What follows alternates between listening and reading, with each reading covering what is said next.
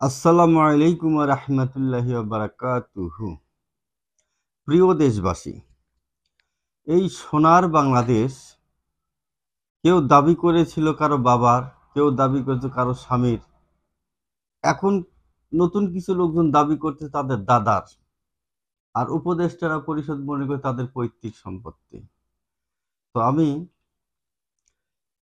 তাদেরকে হুঁশিয়ার করে বলে দিতে চাই, যারা এই দেশের দাবিদার, এককভাবে দাবিদার হতে চায়, মালিকানা হতে চায়, তাদেরকে হুঁশিয়ার করছি, এই দেশ আপনার আমার সবার।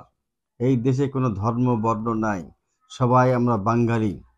আমরা এই দেশে জন্মগ্রহণ করেছি, এই দেশে রাজনীতি করা আমার নাগরিক অধিকার।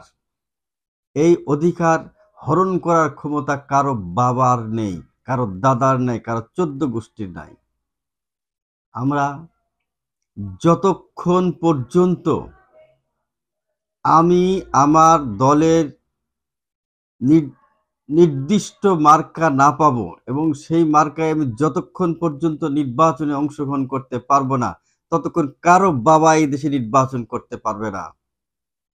নির্বাচন অনির্দিষ্টকালের জন্য বন্ধ করে দেবো আমরা, যতক্ষণ পর্যন্ত আমাদের দলের নিবন্ধন না হবে, যতক্ষণ পর্যন্ত আমরা দলীয় প্রতীক না পাবো, ততক্ষণ কেউ আমরা নির্বাচন করতে দেব না। তারা নির্বাচন করবে আর আমরা আঙ্গুল চুষবো? এটা তোমাদের বাপার দেশ, হে, আর আমরা কি উড়ে আসছি?